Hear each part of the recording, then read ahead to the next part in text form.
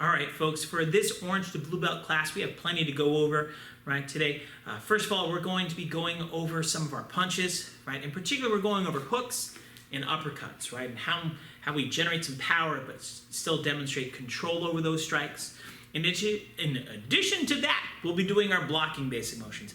And we're working on coordinating both arms and making sure they end up in the correct place, right? So this is a lot about understanding coordination and understanding how to generate power with a push-pull action, right? So you'll get to learn quite a bit about that. We're going to be talking about generosity today as well, right? Which has to do with being kind to others and sharing our treasures, our time, or our talents with them without the expectation of getting anything back, right? So we have lots to cover. Let's get started with some warm-ups and we'll get into the main class after that. All right, everybody, before we get started in the main part of class, we're going to just start off with a simple warm-up, right, which is important for keeping our muscles and joints healthy, right? Show us do a little bit of a warm-up before we get too much into activity, right? So this is going to be a 4-part warm-up. Every one of the parts has about 30 seconds to it, right? So we're going to start off in our fighting stance, and all we're going to do is like a twist and cross-body block, twist, cross-body block, twist, cross-body block, twist, cross-body block. Some of our more advanced students may recognize this as kind of like a double block for a roundhouse kick in sparring, right? But if you're not as familiar with that, you just think, I'm doing a cross-body block, I'm doing a cross-body block. Very important that your feet are turning as you do this, turning your hip. Not so much your head, right? But your shoulders, your hips, your feet, right? We're getting that moving, right? You can pick up your pace if you're feeling a little bit more sprightly. I was doing it slow on purpose, right? We're gonna do the exact same thing on the other side. So we have the other leg in front, we're just twisting and blocking, ready, set, and go. Twist and block, get that cross-body block, right? And again, right, find the right speed for you. This may be the right speed for you, right? Maybe this is the right speed for you, right? The important thing during a warm-up is you're just giving your body some time to get ready for the movements in class to prevent injury. So just keep twisting, just keep turning, and keep breathing. That's super important. People who breathe live a whole heck of a lot longer. Good. And stop. Okay, so now we're going to switch things up. We're going to do some push-ups, right? We're going to make sure we get our full range of motion on push-ups. So we're doing 30 seconds worth. Ready, set, and go. Right, as I do my push-ups, right? There's lots of different ways that you may pick to do push-ups. Maybe you're doing it with your legs straight. Maybe you're doing it with your knees bent, right? Maybe you're clapping. Whatever's right for you, right? You just want to finish up that set for 30 seconds. Major goals are, it should be a little bit challenging at the end. The last couple should be hard, and you get that full range of motion, right? Get all the way up, all the way down, you're going to get a whole heck of a lot better at doing your push-ups. Good. All right, and we're done with push-ups. We're back up onto our feet, right? Coming up on our last little warm-up move, we're just going to be doing alternating leg front kicks. Ready, set, and go. Looks like this, kick one leg, then the other leg, right?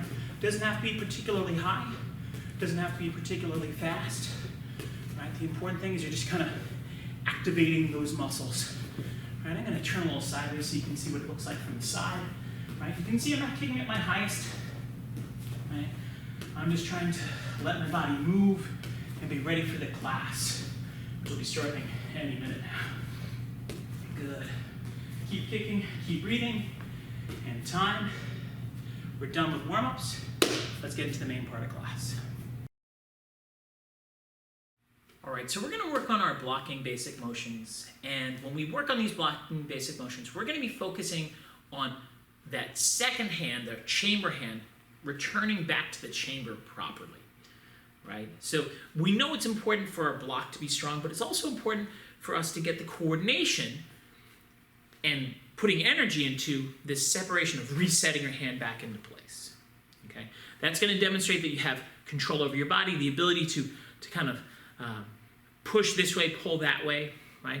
Which is really important for more advanced techniques, right? So if you can develop that ability now, you're going to find all of your advanced techniques, your forms are so much easier, okay? So with that being said, let's talk about what your chamber is, just to review. I know most of us feel pretty confident at your belt level, but just review, might as well. Okay, first of all, when you have your hand in the chamber, it's at this angle, right? And my pinky is against my body. Now, this is a very high chamber because I want you to be able to see it in the camera, right? And this is not wrong per se. Usually we're a little bit lower than that, but anywhere up here between your ribs and your belt is acceptable. Anything below your belt is no good, right? And if you somehow get like really uncomfortable like this, that's no good either, right? But here to here is generally fine. And again, the pinky side of my hand is pressed up against my body, okay? I don't want to have it turned this way, right? Which is normal. This is more of a resting position, but we don't want this position. We want this position. Finally is what my elbow is doing. You're going to notice that my elbow is pulled back behind me, right? As compared to letting it flare out this way, okay? Pulled back this way whenever your hand is in the chamber. Now, within your basic motions, we're going to be switching our hands pretty consistently. And because we're switching our hands pretty consistently, every single step you want to check to make sure that you pulled your hand back to the chamber. Okay, so what we're going to do is we're going to run through your basic motions, just a general pattern review. We're going to do that twice to make sure you're confident and competent. And once we can do that, then we'll go into the details of checking your hands to make sure that they're in the right position. Right? So we're not going to worry too much about your feet. If you know the feet, great. I'm not going to be teaching that today. Right? So we're going to get in my horse stance. I am going to turn my feet, so right, you just can't see it because I have the camera centered a little higher. Right? So we set our hands and we go 1, hands in the chamber, set 2, set 3, set 4, set 5, set 6, set 7, set 8. Okay, so we're going to do that one more time. And I'm mirroring, so you should be going to your left first. Right? I'm moving to my right first, so it looks right. Here we go. Set 1, set 2, set 3, set 4, set 5, set 6, set 7, set 8. Okay, so now we're going to talk about checking your chamber. Right? So what we're going to do is each step, after we do the block, we're going to just do a check. And what the check looks like is this. You just tap your body. Okay? And what you're looking for is that your hand is kind of consistently going to the correct place on your body, that you feel it not into your tummy, but on your side. And again, you might feel it on your ribs if you do a higher chamber. You might feel it on your hip if you do a lower chamber. Right? Anywhere in that ribs to kind of hip range is pretty acceptable. Right? We just don't want it, again, too low or too high. But ribs is fine, fine, fine, fine. Yeah. Okay, so here we go. We're in our horse stance. We're going to turn in high block, set 1, and then just check your chamber. And 2, and then just tap to check your chamber. Right? I like to tap like 2 or 3 times, but you can tap once if you feel it. You're like, oh, that's good. Ready? Set 3, check that chamber. Set 4, check that chamber. Set 5. I almost did that wrong because I was teaching too much. Check your chamber. You can't see this one very well on camera. That's okay.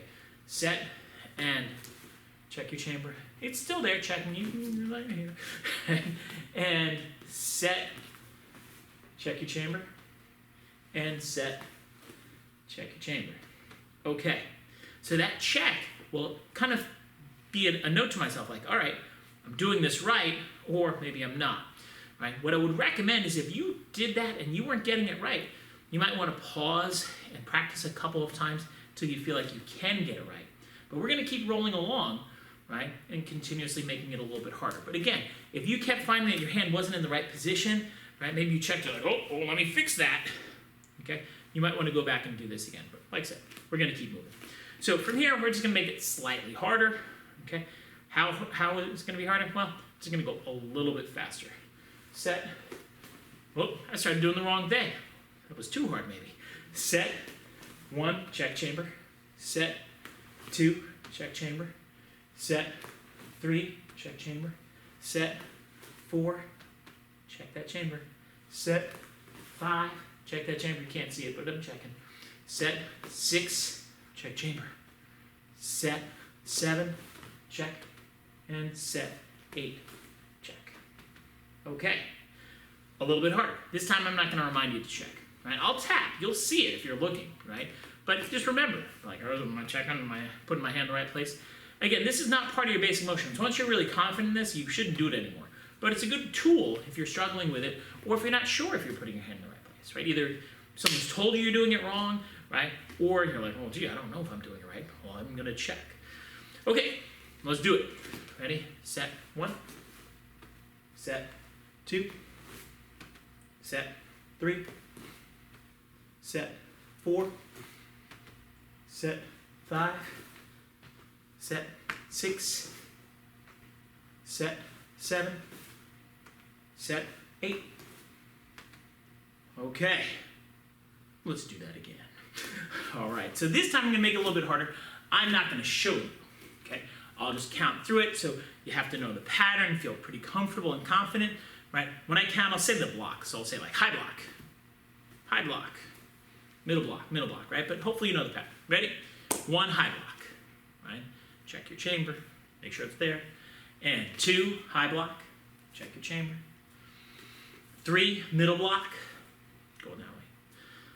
4 middle block, check that chamber though. And 5 crossbody block, keep switching sides, right? 6 crossbody block, check your chamber. 7 low block, don't forget to check, you should be blocking that way. And 8, check, again, you should be blocking that way. Okay, so if you're having a hard time with that, you might want to rewind and go back and be like, hey, I need to practice this a couple times, or just redo that again. Otherwise, we're gonna go a little bit faster. All right, I'm not gonna tell you to check, but you can check yourself. Ready? Here we go. I'll demo this one again, but we'll go a little fast. Ready? 1, 2, 3, 4. Check that chamber. Ooh, surprise test. Is it there? It is? Okay, good. If it's good, keep going. If not, rewind. Ready? And 5, 6, 7. Check. Did you do it? I hope you did it. And 8. Okay, beautiful, beautiful. Now, little tip about practicing this. If you find that you're making a mistake, don't just fix it, go back and redo it. So what do I mean by that? If I'm doing the pattern in my basic motions, and I end up putting my hand in the wrong place and be like, uh-oh, fixing it, I didn't actually teach my body how to do the movement. What I want to do is if I do it wrong, be like, uh-oh, that's wrong, let me redo it. I'll go back to that previous step and get it till I do it right, okay? Not doing it wrong and fix it, because your body will remember doing it wrong and fixing it. That's what you'll start to do, as compared to just doing it right, which is better, okay? So we're gonna go again. I'm just gonna count to 8, right? Not gonna tell you what to do, right? Hopefully you remember to check. I might ask you to check once or twice in the middle for fun. Ready? 1, 2, 3, hopefully you're able to keep up. 4, 5, check. Is it in the chamber? I hope it is. Got a good cross body block? I hope so. Going that way, we're on a good track. And 6, 7, and check. Oh, is it in the chamber? Or did I trick you? 8. All right, good job. Okay, so we're gonna do it one more time. We're just gonna go kind of fast, right? I'll go with you, right? Pretty fast though. Ready? 1, 2, 3, 4, 5, 6, 7, 8. All right. Now, if you were doing that and you consistently had your hand in the chamber, say, hey, you know what? I got that skill down. Maybe I should ask me check for a stripe, right? Or maybe ask for what the next challenge that I need to work on so I'm ready for a stripe, which is even better than asking for a stripe, asking how you get better, right? But otherwise, we're going to keep moving on with class. If you need to go back and review, feel free to pause this, rewind this to get the practice in your chamber down. But like I said, we got to keep moving. All right, so today we want to continue our discussion on generosity. And now we talked about how generosity means that we share our time and our talents, maybe our treasures with someone else, right? So maybe we're giving them a thing that we kind of want, but we want them to have because we care about them, right? And we're generous people, right? Or time, maybe we're helping them with something, we're giving our time to them so that they can have more time for themselves, right? To do something, right? Or our talents, our skills, right? Like maybe I'm teaching someone how to do something before class, right? So before class, you might be like, hey, you know what? I see, Billy, you're having a hard time doing your roundhouse kick. Let me teach you a trick, right? On how to do that better. You just got to do this, turn your foot or whatever, okay? So as much as we've talked about those ideas and how generosity is super important, we also have to understand that there's a kind of an additional rule to being generous, which is you can't ask for anything in return, right? Now, That's called trading instead of being generous. And trading is pretty normal, right? People trade all the time, right? You're at lunch and you're like, hey, I'll give you my cookie for your candy bar or whatever. And if the other person says it's fine, you think it's fine, trading could be fine. Not always, but very often it's fine. But that's not being generous, that's trading. Okay? When we talk about being generous, we can't ask for anything back in return, except for maybe a thank you and some kindness, right? So, if you're at home and you're helping out your sister and you're trying to be generous and you're going to help her with her homework or you're going to help her with her art project, I don't know what they're doing, right? If you say, all right, I'll do that for you, but then you have to let me watch TV for 7 hours and you don't get to be in the room at all, right? That's not being generous. You can't ask for anything back. You just say, hey, let me help you, right? Maybe you help your parents. And again, they may do something nice for you, right? It doesn't mean it's not generous. I had a kid who was asking me about I was trying to help my mom and she gave me a reward. Does that mean I wasn't generous? And I was like, no, because you didn't expect the reward. Your mom just decided to be generous back to you. And you're both generous, right? Neither one expected that to happen, right? So just remember that as we talk about being generous. And now, your challenge for at home is I want you to think of something that you can do, right, that demonstrates generosity to someone in your family. Okay, so that's a pretty broad topic. Maybe you're going to give something to someone, right? Maybe you're going to spend some time with someone. Maybe you're going to help them with something that you're pretty good at. Okay, but I want you to think of one thing that you can try and do either today or tomorrow to show that you have that generosity and you understand the concept and that you care about them and you want to give it to them because you care about them, not because you want to get anything back from them. All right, so let's get moving on to the rest of class. If you need to pause this to think, feel free to go ahead and do that. But like I said, we got to keep moving.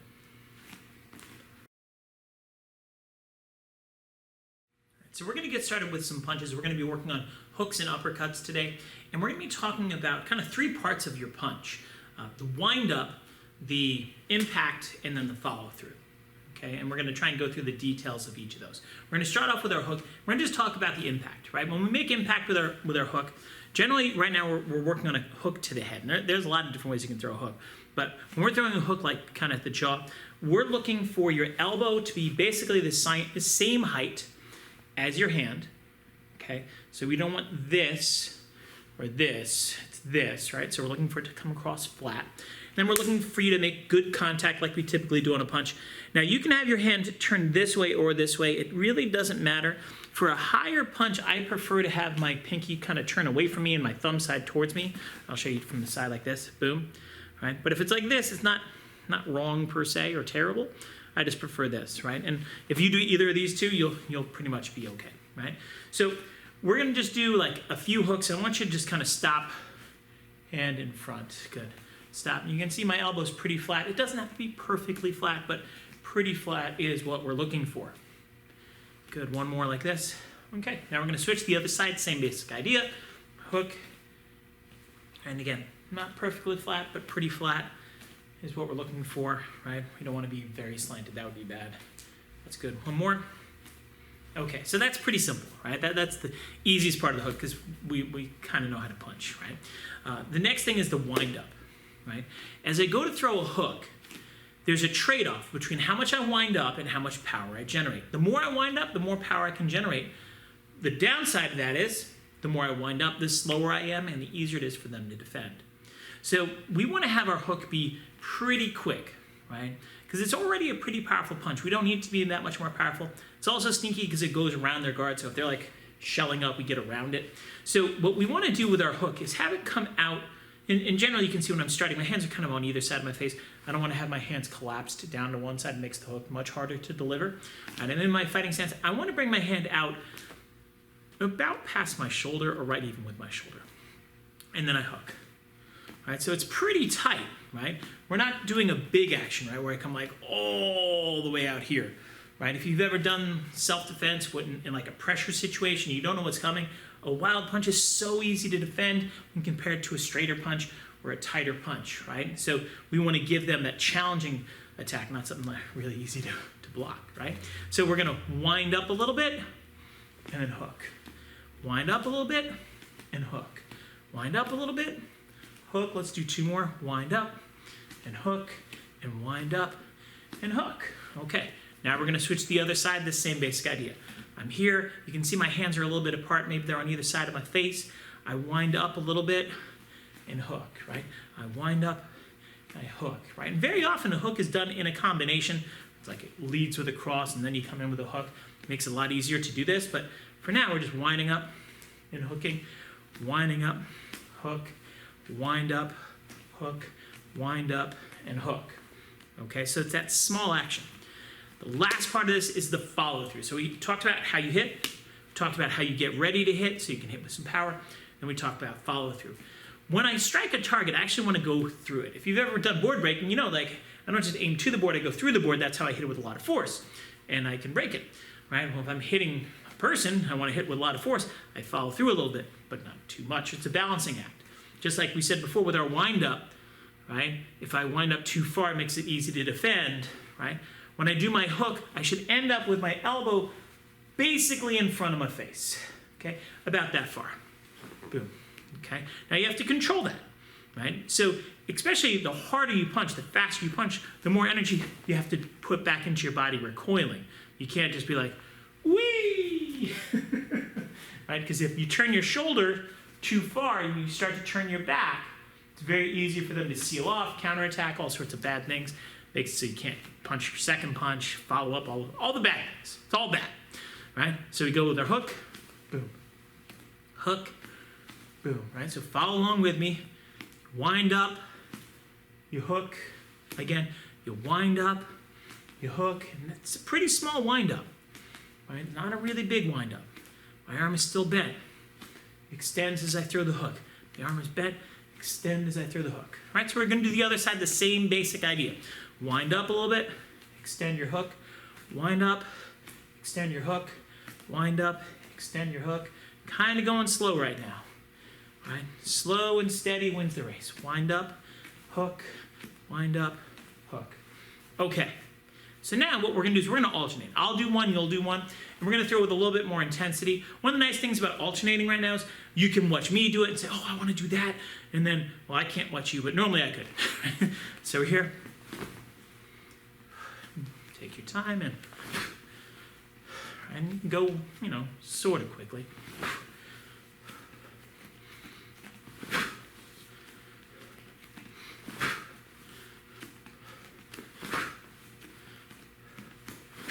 Two more.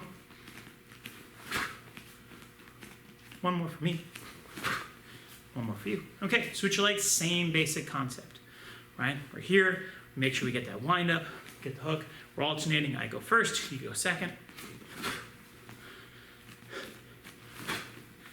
Right, and you can see that when I wind up a little bit less on, right? It's not very precise, you trade, right? So if I wind up less, I get more speed, lose some power. Wind up a little bit more, get a little bit more power, a little bit less speed. Right? But you definitely want to be aware of that.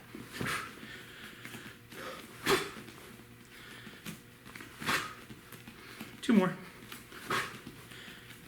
Your turn. One more. Okay, so we've gone through hooks. Now let's talk uppercuts. Uppercut, pretty similar to the hook in that it has that three phases. The wind up, the impact, and the follow through. Now generally an uppercut, as we're practicing it, is either underneath the chin like that, right? Theoretically we could do low, but we're not doing an uppercut to the body. Sometimes it's to the face if they curled up. They're like, oh no, don't hit me. You sneak underneath. What we're shooting for here is that we punch away. So what I'm gonna ask you to do is take a promise. I've been asking all the students in class this week, right? Follow along with me. And you aren't making a promise, hand up. Say, I, Sensei Jeff, use your own name, don't copy me exactly, right? Hereby promise, I will not punch myself in the face, right? So that's a legitimate threat when you're doing an uppercut. If you're doing it too tight, you can clack yourself, right? I have seen it happen in class this week. Don't be that guy or that girl, right? So we're gonna wind up. I'm gonna do this sideways so you can see. When I wind up, I come down a little bit to about as high as my solar plexus. It's the bottom of my ribs, the top of my abdomen. I come down and then I shoot up, right? So again, the hand starts kind of high by my chin. It drops and then it comes up. It drops, it comes up. It drops, comes up. Let's do a few more of those. Okay, you can see it's getting down, coming up. Getting down, coming up. All right, and do the same thing the other side. We're starting high by our cheekbones or chin maybe. We drop down a little bit and strike. Drop down, strike. Drop down, strike. Drop down, strike. Two more, drop down, strike. One more, drop down, strike. Okay, next we're going to talk about the impact point. We did this one in a little different order. When I do my uppercut, the big thing that we're looking for right now is that your arm is bent, kind of at a right angle or 90-degree angle. It's shaped like an L, right? But I'm not going to let it come all the way up there. You'll find that out in the follow through. And I'm punching away and have that good fist set hit here. Boom. Okay? So we're going to come down. And what we're going to do is going to have our other hand out as a target. Just tap it. Let's have this hand out. Come down. Tap it. Come down. Tap. We're only going to do a couple of these because it's kind of easy. Down. Tap. Down. Tap. Do the other side. I'm going to do this one facing towards you. Right? So my hand is out. Set up about as high as my own chin. Right? I come down. I tap. Come down. Tap. Right? Come down. Tap. Good thing on that pledge you didn't promise not to punch yourself in the hand. Come down and tap. Come down and tap. Okay, so now we're going to talk about the follow through, right? Because if I'm hitting at the chin, I want to go all the way up to about as high as the eyes or the forehead, right? So you can see here I come down, I come up, I reset. I come down, I come up, I reset. In one of my classes, someone's like, you mean I don't do it like a Mario? And they like jump and spin, like, it's a Mario. No, you're not to Mario, unless your name's Mario, whatever. Right? So we're doing our uppercut. We come down, we come up. Odds are you're not Mario. Right? Come down and uppercut. Come down and uppercut. Come down, uppercut. Two more, down and uppercut. One more, down and uppercut. Okay, we're switching our legs. We're doing the exact same thing on the other side. Come down and uppercut. Come down and uppercut. Now, one thing we didn't talk about is that you're punching with your backside hand. So I'll show you from the side.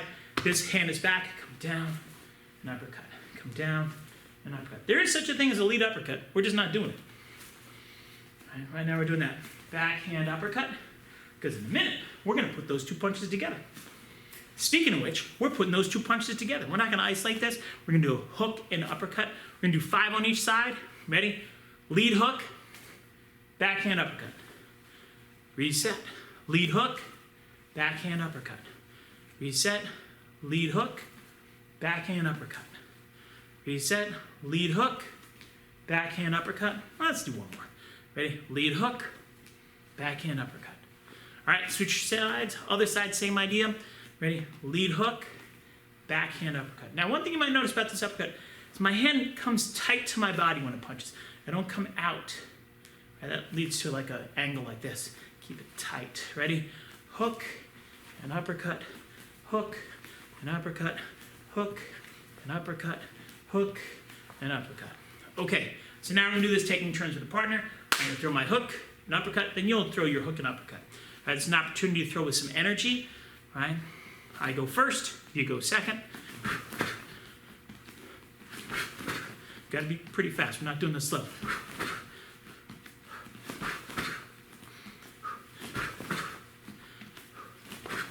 Now, one thing you might notice is I'm keeping my eyes on you. You don't want your head to snap because you're going with a lot of power. Sometimes people turn. You don't want that. Go ahead. A few more. One more. Switch your legs. Same idea. Hook and uppercut. Looking strong, looking fast. Ready?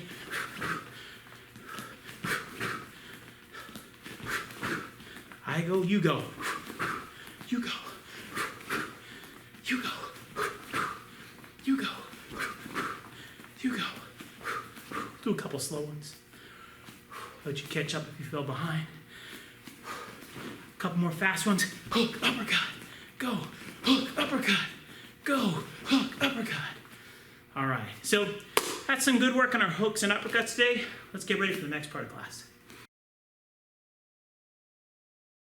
Okay, today for our final challenge, we're going to be working on hooks and crosses and a little bouncy ball challenge, right? So this is always a challenge of speed if you've ever done one of these bouncy ball challenges before. And basically the way it works is this.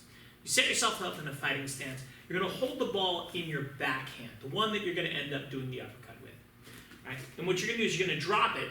Once you drop it, you're going to do your hook, your uppercut, and then you're going to get the ball, okay? Now, the objective here is to get the ball in 2 bounces or fewer, right? 1 or 2 bounces is good. More than that, not good, okay? Now, if you're at home and your ball's not that bouncy, you might want to hold it a little bit higher, okay? Or if you have a really squishy floor, some of you have mats at home. If you're practicing on a mat, the ball does not bounce very well at all. But I'll be holding it about here, right? And like I said, you drop, hook, uppercut, and get it, okay? And you remember, it can only bounce 1 or 2 times to be done properly, right? So what we're going to be doing is this is about a 2-minute challenge. And what you want to be able to do is do your hook, uppercut, get the ball in 1 or 2 bounces 5 times on each side. So that's a total of 10, right? You have 2 minutes. We're getting ourselves set up, ready, set, and go. Hook, uppercut. Good, I got it. Ready, and drop, hook, uppercut. I got it. Now, things that you're looking for on this is that you're looking for good form on your punches. Hook, uppercut. Oh, that one I didn't get because I was talking too much and going slow, right? You want to make sure you still have that tight hook, wind up, follow through that we talked about. The hook, uppercut, and get it. That one I got. Ready, and hook, uppercut, and get it, right? Again, hook, uppercut, and get it. More practice makes us more better. I've lost count how many I've done. I think I've gotten 4. Hook, uppercut, get it. Okay, now I'm going to switch to my other side. If you're ahead of me, great. You're doing 5 on each side. If you're not ahead of me, you're falling behind, that's okay too, right? Do what's right for you. We got 2 minutes. Well, we got about 1 minute and 10 seconds left. Ready? Drop, hook, uppercut. Get it? That one's good for me because it's 2 bounces. By the way, if you want to make this really hard, do it in 1 bounce. Now it's hard. Ready? Hook, uppercut. Get it? That's 2 on this side. Again, hook, uppercut. Got it. And hook, uppercut. Got it. The other thing you can do to make it hard, do 4 punches, do 3 punches. If you want to challenge yourself a little bit. Ready? Hook, uppercut. Got it. All right. I think I'm done. If not, well, that's okay. I'm going to keep going anyway. Hook, uppercut. Got it. Okay. I can do a couple harder ones maybe. Challenge myself to do 3 punches. Hook, uppercut, hook. And hook, uppercut, hook. That's hard. All right, we got about 20 seconds left. Hook, uppercut, hook. Oh, got it. Hook, uppercut, hook. I don't like that hook. That was kind of sloppy. I wouldn't count that for myself. Ready? Hook, uppercut, hook. There you go. I feel good about that one. We got 5 seconds left. Hook, uppercut, hook. All right. So hopefully you made it. If you didn't, like I said, you can always pause this and go back to it and practice, practice, practice. All right, everybody. Great job today. Looking forward to seeing you in class soon. Bye-bye.